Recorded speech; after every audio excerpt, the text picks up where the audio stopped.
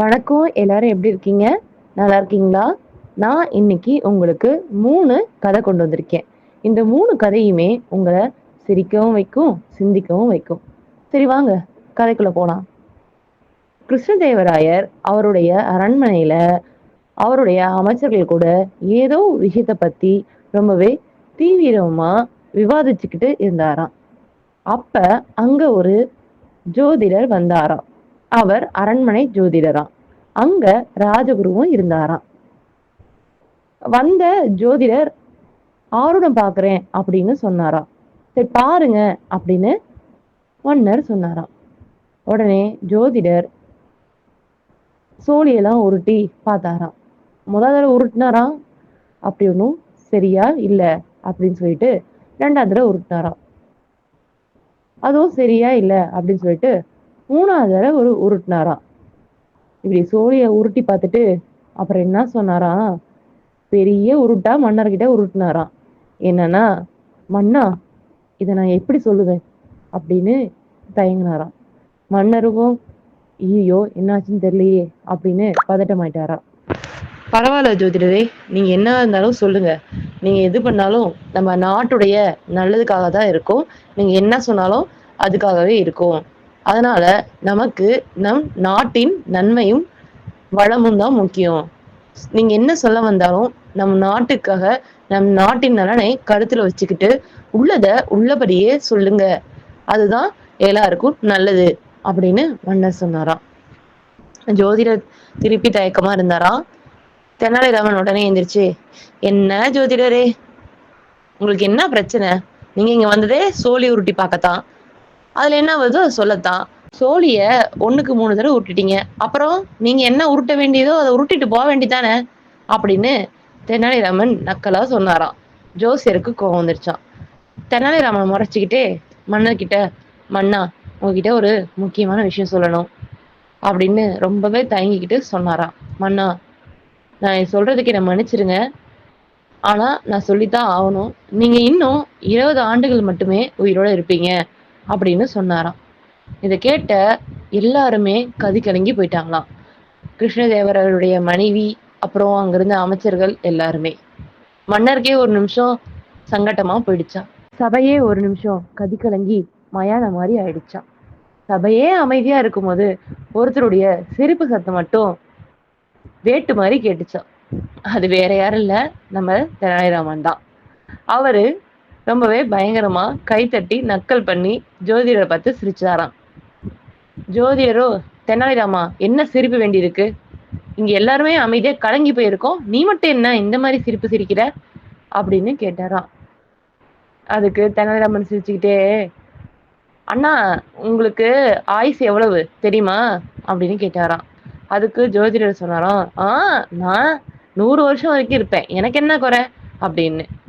அப்பனா நீங்க மன்னரோட 40 வருஷம் அதிகமா இருக்க போறீங்க அப்படித்தானே அப்படின்னு கேட்டாராம். ஜோதிடருக்கு பேச்சே வரலையாம். ஓ, மன்னரை விட 40 வருஷம் அதிகமா உயிர் வாழ போறதுனால உங்களுக்கு நாம என்ன தண்டனை கொடுக்கலாம் அப்படின்னு தெனாலிராமன் கேட்டாராம். ஜோதிடருக்கு ஐயோ சாமி ஆளை விடுங்கன்ற மாதிரி ஆயிடுச்சான். அப்புறம் அவரு பயந்து பயந்து மன்னரை பார்த்தாராம். மன்னரும் வந்துட்டு சிரிச்சுக்கிட்டே, தெனாலிராமா கொஞ்சம் அமைதியாயிரு அப்படின்னு சொன்னாராம். அதுக்கப்புறமேட்டு ஜோதிடர் வந்து, மன்னா நான் என்ன வந்ததோ அதுதான் சொன்னேன், என்னை மன்னிச்சிருங்க அப்படின்னு சொன்னாராம். அதுதான் மக்களே, இந்த கதையுடைய நீதி என்ன அப்படின்னா, பொய்யானவர்கள் எப்பயுமே பொய்யதான் பேசுவாங்க. உண்மை ஒருபோதும் அவங்க வாயிலிருந்து வராது. ஆனா பொய்யானவர்கள்கிட்ட உண்மையை சொன்னா அவங்க உண்மையை கண்டு பயப்படுவாங்க. ஒரு நாள் கிருஷ்ணதேவராயர் நகர்வலம் போனாராம். அப்ப தெருவெல்லாம் ரொம்பவுமே குப்பமும் கூலமுமா இருந்துச்சாம். மன்னருக்கு அது பிடிக்கவே இல்லையாம். ரொம்ப கோவத்தோட உள்ள வந்தாராம். அப்ப அங்க தெனாலிராமன் மத்த வேலைக்காரங்களோட சிரிச்சு பேசிக்கிட்டு இருந்ததாராம். இத பார்த்த மன்னருக்கு ரொம்பவே கோவம் வந்துருச்சாம். அவர் உடனே தெனாலிராமனை கூப்பிட்டாராம். ராமர் வந்துட்டு, மன்னா சொல்லுங்க, உங்களுக்கு நான் என்ன செய்யணும் அப்படின்னு எப்பயும் போல விளையாட்டுத்தனமா கேட்டாராம். அதுக்கு மன்னர் சொன்னாராம், இங்க இருக்கிற தெருவெல்லாம் கூட்டி பெருக்கி சுத்தம் பண்ணு அப்படின்னு சொன்னாராம். தெனாலிராமனுக்கு பயங்கர அதிர்ச்சியா, என்னது, இந்த ஊர்ல இருக்கிற தெருவெல்லாம் நான் கூட்டி பெருக்கி சுத்தம் பண்றதா அப்படின்னாராம். ஆமா, வெளியில போய் பாரு, இங்க நின்று யாரு கூட சிரிச்சு சிரிச்சு பேசிட்டு இருக்க, வெளியில ஊரே புழுதியில கிடக்குது அப்படின்னு சொன்னாராம்.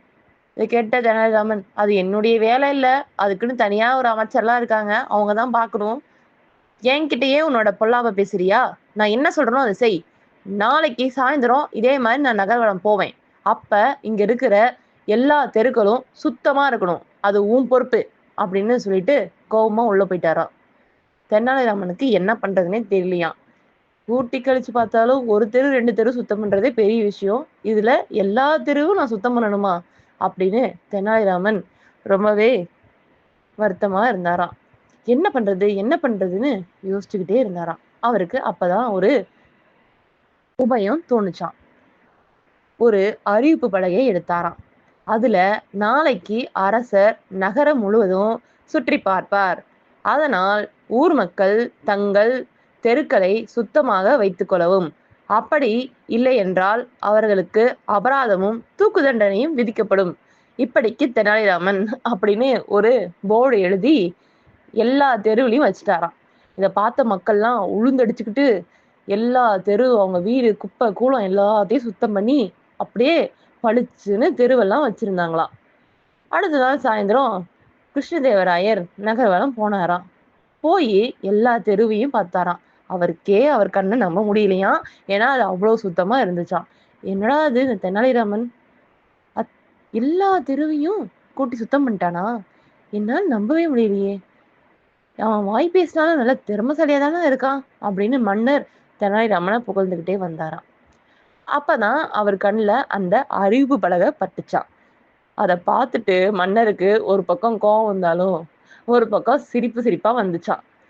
உடனே அவர் தெனாலிராமனை அரண்மனையில வந்து பார்த்தாராம். பார்த்துட்டு, தெனாலிராமா அப்படின்னு கோவமா கூப்பிடுற மாதிரி கூப்பிட்டாராம். தெனாலிராமனும் பயந்துகிட்டே, அரசே, தெருவெல்லாம் சுத்தமா தானே இருக்குது அப்படின்னு வந்து நின்னாராம். உடனே அரசர் தெனாலிராமனை பார்த்து கலகலகலன்னு சிரிக்க ஆரம்பிச்சிட்டாங்களாம். தெனாலிராமனும் சிரிக்க ஆரம்பிச்சிட்டாராம். ராமா, நீ சோம்பேறித்தான், ஆனா பயங்கர புத்திசாலி அப்படின்னு சொல்லிட்டு மன்னர் சிரிச்சாராம். இந்த கதையுடைய நீதி என்னன்னா, நமக்கு கடின உழைப்பு இருக்கலாம், ஆனா எப்பயுமே கடின உழைப்பு மட்டும் நம்ம நம்பி இருக்க கூடாது, கொஞ்சம் புத்திசாலித்தனமும் வேணும். அதாவது smart work. Smart work is always better then hard work.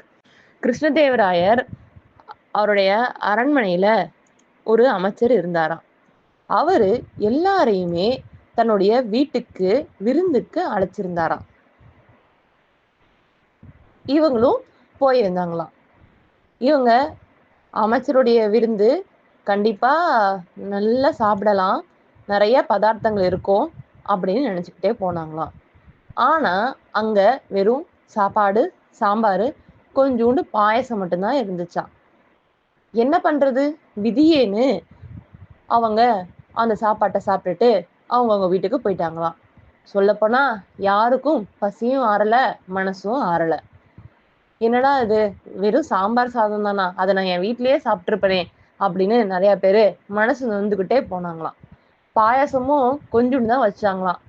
கொஞ்சம் அதிகமா வச்சிருந்தா கூட ஆகும், அது ஒரு 2 சொட்டு தான் இருந்துச்சு அப்படின்னு நிறைய பேர் ரொம்பவே வருத்தமா இருந்தாங்களாம். மன்னருக்கும் அதே வருத்தம் தான். அடுத்த நாள் காலையில அமைச்சரவையில எல்லாரும் உட்காந்துட்டு இருந்தாங்களாம். அப்ப மன்னர் தெனாலிராமனை பார்த்து, என்ன தெனாலிராமா, நேத்து அமைச்சருடைய விருந்து ரொம்பவே நல்லா இருந்துச்சா அப்படின்னு கேட்டாராம். உடனே தெனாலிராமன் சொன்னாராம், ஆமா மன்னா, அவர் ரொம்பவே என்னை அசத்திட்டாரு அப்படின்னு. உடனே எல்லாருடைய முகமுமே ஒரு மாதிரி மாறிடுச்சான், எள்ளும் கொள்ளும் வெடிச்சிச்சான். அப்பதான் தெனாலிராமன் சிரிச்சுட்டே சொன்னாராம், ஆமா மன்னா, என்ன அசத்தியது அவருடைய விருந்து இல்ல, அவருடைய கஞ்சத்தனம். அவருடைய கஞ்சத்தனம் என்னை ரொம்பவே அசத்திருச்சு. ஒரு மனுஷன் எப்படிலாம் கஞ்சத்தனமா இருக்கணுமோ அந்த மாதிரி அவருக்கு ஒரு எடுத்துக்காட்டு அப்படின்னு சொன்னாராம். மன்னர் புரியாம பார்த்தாராம். அப்பதான் தெனாலிராமன் சிரிச்சுக்கிட்டே சொன்னாராம், மன்னா, வீட்டுக்கு போறவங்கள, விருந்தாளிகளை விருந்தோம்பல் பண்ணி அசத்தணும். அவரு ஆனா தான் கஞ்சத்தனத்தால அசத்திட்டாரு. அததான் சொன்னேன் அப்படின்னு சொல்லி சிரிச்சாராம். அதுக்கு மன்னர் சொன்னாராம், ஆமா ஆமா, விருந்தாளிகளை விருந்தோம்பல் பண்றதுல அவங்க மனசும் வயிறும் நிறையணும், அதுதான் உண்மையான விருந்தோம்பல். ஆனா இப்படி வர விருந்தாளிங்க கிட்ட கஞ்சத்தனத்தை காட்டலாமா அப்படின்னு சொல்லிட்டு மன்னரும் சொன்னாராம். ஆமாங்க, இதுல கதையில வர மாதிரிதான். நம்ம வீட்டுக்கு யாராவது வந்தாங்க அப்படின்னா, சாப்பிடுறீங்களா அப்படின்னு கேட்காதீங்க, சாப்பிடுங்கன்னு சொல்லி சொல்லுங்க.